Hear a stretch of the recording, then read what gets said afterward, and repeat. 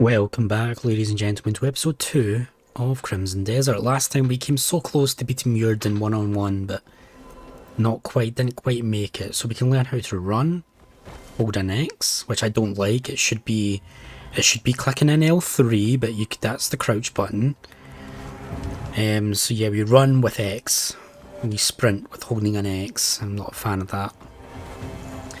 I find the controls of this game really clunky. I find the way the game is very clunky. And it's really good, but I find it really difficult to actually sit down and play. The controls are just not my favourite thing, if I'm honest. We can jump with square.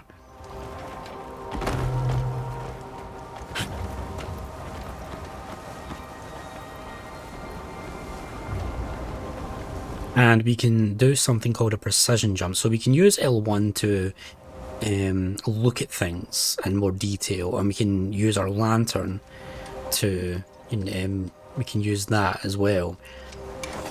Or we can look at where we want to jump and precision jump specifically to that spot, which is quite a nice mechanic. To be close enough to use it though. So it's really good when you want to make really precise jumps, and we can climb.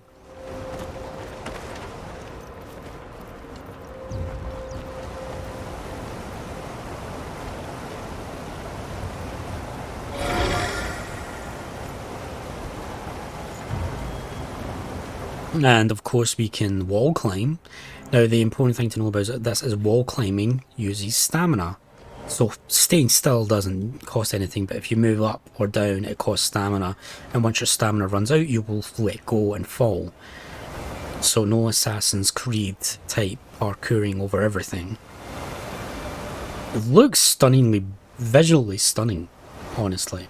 So we can crouch with L3 and roll with circle.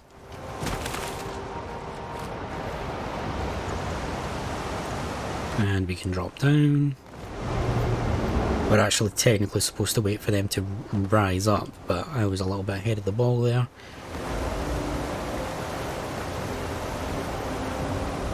We're about to learn a new ability. One I have never used outside of this tutorial, Blinding Flash.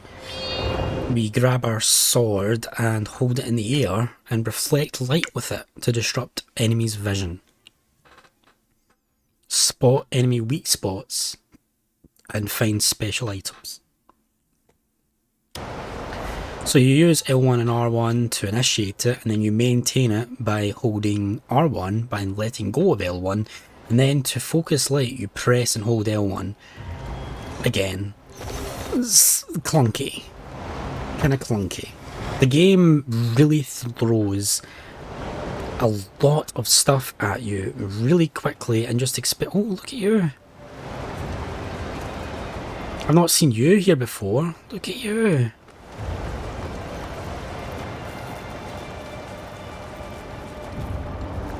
The first time I've seen one of them. Never seen them before. So yeah, the game is really complicated and really does a lot to it to sink your teeth into. And it's kind of overwhelming, and I kind of struggle with it, but we're going to really try and get there. I'm not sure if I'll get 100% on this game, but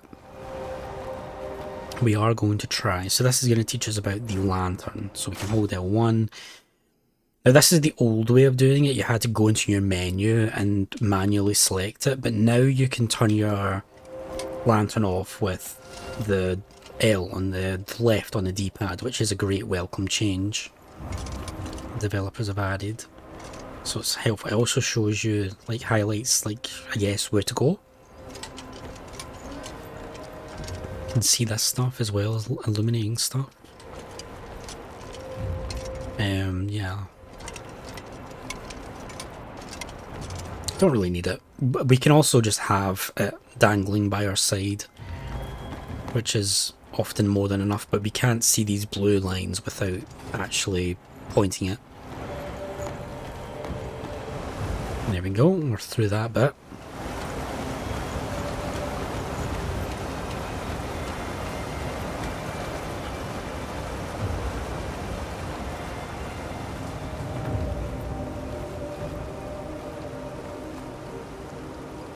And I think that's the basic tutorial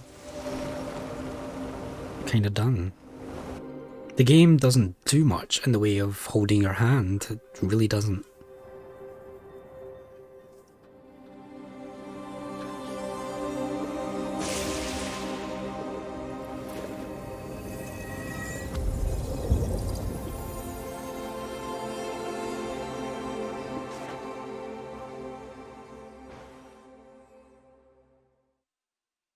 So I'm going to just play this game my way, which might not be everyone's way, but it's my way. I like it. So it looks like we're out of that realm. Greymane? And someone called Sebastian. In thought again? Why don't we go inside? Okay. So we're in 3 Saints Fall, 2 more knowledge. Let's go through and explain what knowledge is. So in the knowledge menu, we have a lot of menus and submenus. So we have people. So we can learn about the Greymanes, which is people with firm beliefs. So the Greymanes is what we belong to, the organisation we belong to. So let's learn about the primary unit. And we have Cliff, a powerhouse of the Greymanes. He commands the absolute trust of his comrades through his cool and calculating judgment. Though his swordsmanship is considered the finest in Payloon, he suffered a crushing defeat at the hands of the Blackbeard's schemes. After awakening from a mysterious vision, he now lives to see the Greymanes rebuilt. That's our main character, I think. Unka, a powerhouse of the Greymanes, born of an orc tribe. He wields a massive axe with overwhelming skill. Taciturn and steadfast, he is Cliff's most trusted comrade in arms. We have Jan, the loose cannon of the Greymanes, a reckless drunkard who leaves chaos in his wake and has a mouth so foul it starts a brawl at any tavern he steps into. But despite his flippant demeanour, he has earned recognition for his formidable skills. We have Naira, the sentinel of the Greymanes. Her exceptional archery skills have earned her the nickname Empress of the Bow. Having spent most of her life living in the forest, she is a master of survival. Her rough, blunt manner of speaking rivals even Jan's. And we have Dwayne, Greymane combatant. He is very skilled with a long sword and has a gentle, kind heart despite his blunt manner of speaking. He shows his merciless side when confronted with wrongdoers and will take no tasks he will take on tasks others shun with pleasure. We have Shane, a Greymane combatant, skilled archer with a bold and youthful spirit. He excels at boosting his comrades' morale. He holds Cliff in high regard and constantly strives to follow in his footsteps. We have Marius, an informant of the Greymanes, known for his kind nature. He gets along well with everyone. He excels in both intelligence, reconnaissance, and combat. And Andrew, a Greymane combatant, calm and dependable. He wields his axe with skill rivaling Unga's. His gentle and rational nature leads him to quietly rein in his comrades' rash impulses before they take hold. And then we have even more. We have Sylvan. This is someone we spoke to in the prologue. He's a melee combatant. He romantises his life, savouring both hardship and rest, and often jokes that working harder only makes his next break come sooner. We don't have any information on ranged combatants, but we have 2 scouts. We have Joan, a Greymane scout. Few in the Greymanes can rival her skill with dual axes. The moment battle erupts, she closes the distance in an instant and overwhelms her opponents in the blink of an eye. We have Giles, who I believe died. Greymane scout, whenever combat broke out, he was the first to take the lead and shield his comrades from harm. Even in his final moments, he loved nothing more than celebrating everyone's safe return from battle with a warm meal, despite his clumsy cooking. We have Ross, the Greymane dispatch coordinator. He is a seasoned member of the Greymanes, capable of bringing down a heavily armoured foe with nothing but a dagger. However, his remarkable memory for faces and names eventually led him to support his comrades from behind the lines rather than on the battlefield. And we have Carl, the Greymane provisions keeper. Though his first encounter with his comrades involved him rummaging through their pouches uninvited, he was quickly recognised for his good nature and urged to join the fold. Blessed with a sharp memory and a quick mind for numbers, he rose to oversee the very supplies he once tried to steal. And Ronnie, A Greymane cook with outstanding skill, he takes full responsibility for the Greymane's meals. Everyone loves his varied dishes made from fresh ingredients, yet for some reason his meat soup always turns out tasteless, and even he finds it strange. And that's everyone in the Greymanes. So we have the Duchy of Hernand. We have prominent residents, just residents, equipment vendors, goods, alley vendors, priests, outlaws. So we only know one prominent resident of Hernand. Sebastian, mapmaker of Widecliff Mappery. After locking eyes with a white bird perched on his windowsill, he felt an inexplicable urge to go fishing at the Nash River. That very day he discovered Cliff drifting down the river and nursed him back to health with great care. So he found us and basically healed us, and looked after us, took care of us and stuff. The tribal state of Pyloon.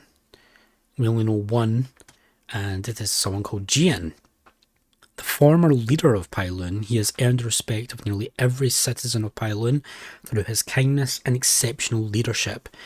He's kept close ties with the Greymanes to bring peace and prosperity to Pyloon. Soon he became the target of a despicable conspiracy, leaving Cliff to feel the weight of his absence. And the continent of Pywell.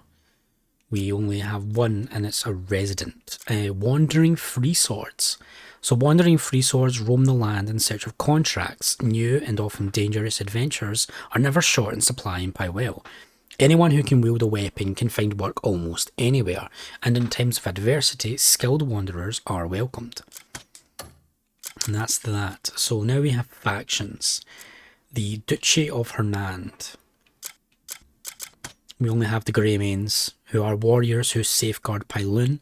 People of diverse backgrounds and abilities have gathered as if by fate, taking on dangerous tasks others dare not accept. Though their foremost mission is to protect Pyloon's peace, they extend a helping hand to anyone in need, and the renown now spreads across all of Pywell.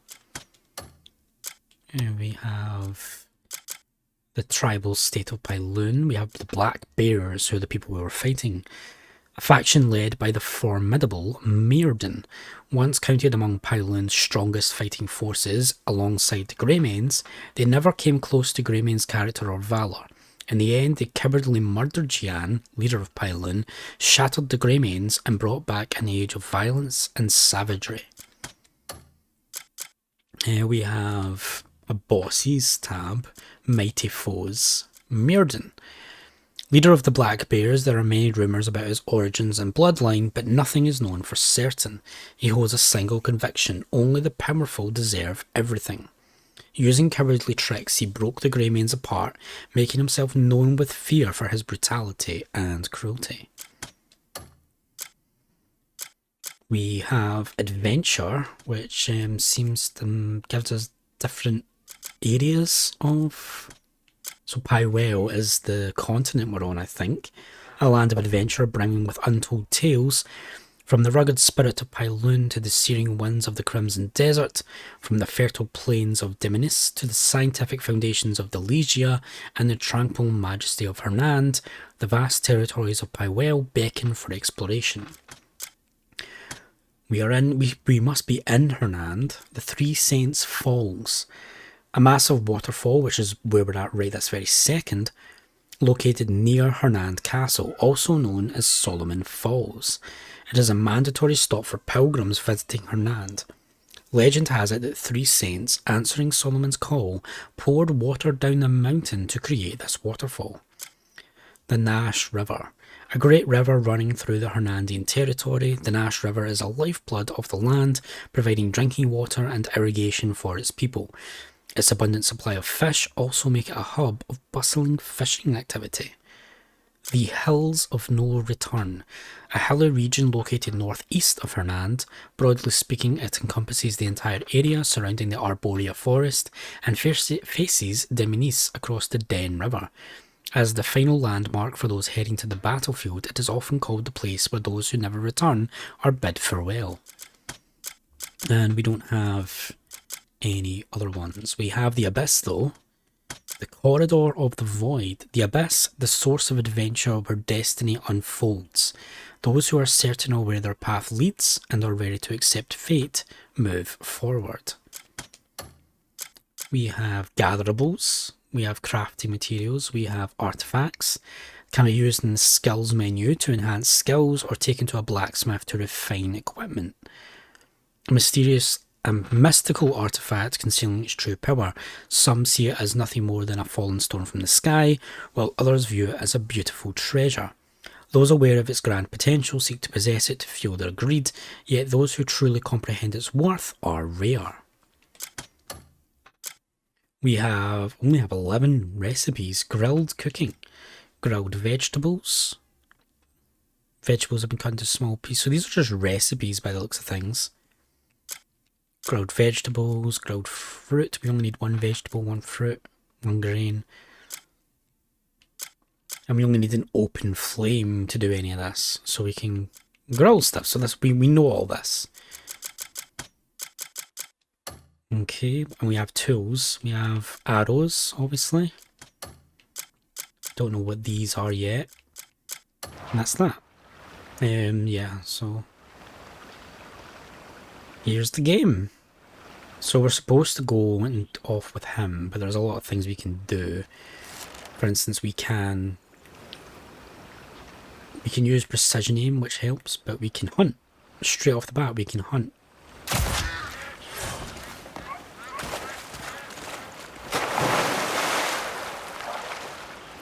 Although I can't seem to actually... The important thing to note is swimming also takes stamina. And if the stamina runs out when we're in water, we die. We drown. I learned that's the hard way. So there's something over there we could hunt. Maybe... Oh, I didn't get that. So yeah, I'm not doing a too good job of this game. I'm struggling with it a bit. I did find something. So what you can see here is question marks. So let's skin what we just killed. We hunted. We've obtained a small bone, lean bird meat, and some stuff. And we gained knowledge. So we gained more knowledge. So this is what I'm saying about this game is really overwhelming. Gatherables. So we gained more gatherables. So we found a small bone. So that's something. We found feather. And we got lean bird meat. So there's a lot of things that you can unlock. That is just 2,900 knowledge in this game. And we can unlock creatures. So there's a lot. We just found a partridge, a small bird that hops along the ground with its petite frame. It is characterised by a plump body with a mix of brown and grey feathers. Despite its small size, it lays dozens of eggs at a time. So yeah, these are all things we want, well, I want to complete because I hate not having things like that complete. So yeah, we should hunt while we're here. Something over there as well. But I'm not sure on that.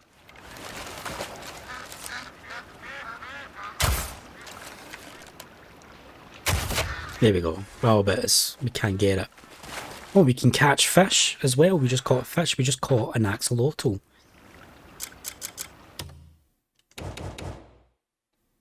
So yeah, an amphibian's an axolotl. An amphibian with a bizarre appearance and remarkable regenerative abilities.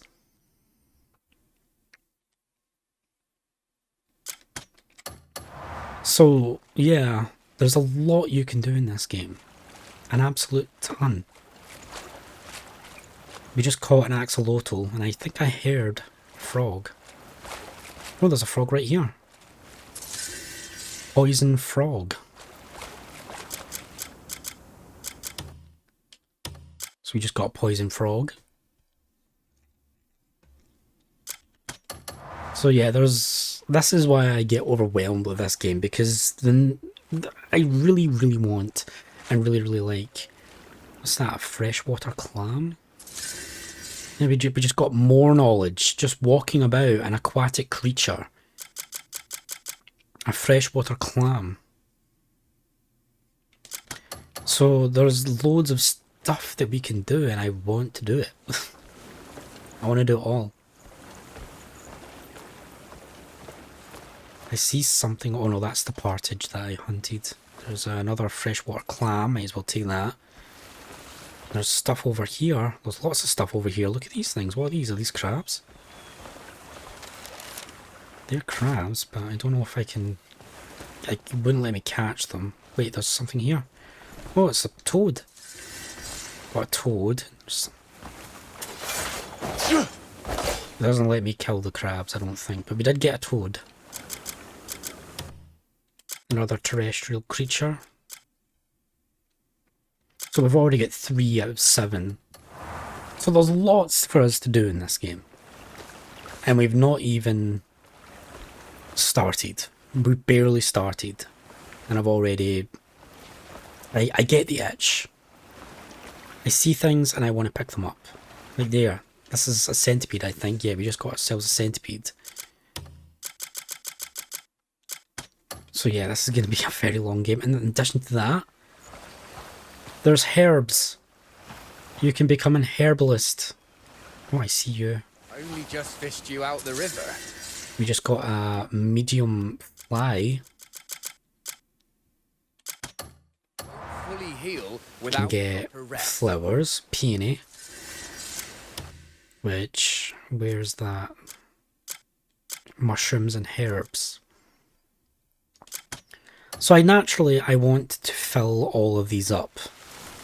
I want to find everything. I want to get 100%. So that's what I mean by we're going to be playing it my way, which is a bit of a slow, methodical way where we just take my time.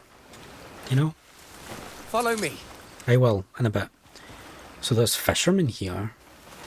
I think we can learn fishing from them. But no one's actually fishing at the minute. Let's be off now. For now, we'll just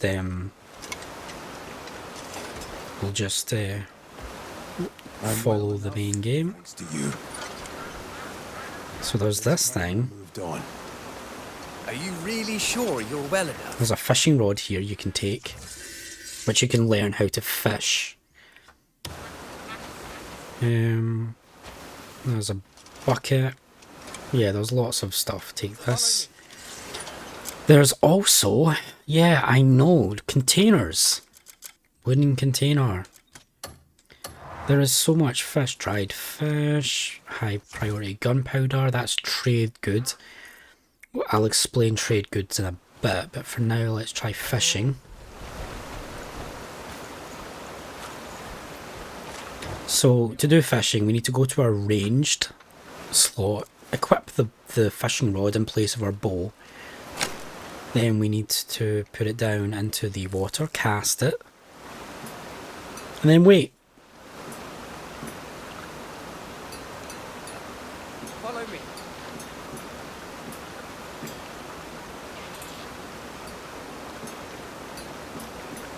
Yeah, nice little fishing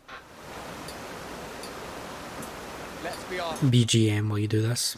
I hope I can fish. Yep, there, fish has got it, so we need to hook it. And then we need to tire it out, so move in the opposite direction that it's going in to tire it out. Then once it tires out, you need to reel it in with the right. And we just caught ourselves a tench. This will actually be useful for a quest later on. So we can fish. Let's be off now. And Sebastian's just like, please, please stop. So if we look at our inventory, we caught ourselves an axolotl animal, some trade goods. Now we can't sell this the way it is. We need to package it and sell it at a very specific place. I don't know how to do that yet. Some furniture, some poison, and these are alchemy materials. So you can use these in alchemy to make stuff. And crafting, refinement materials, alchemy materials. There's a lot to this game. A lot.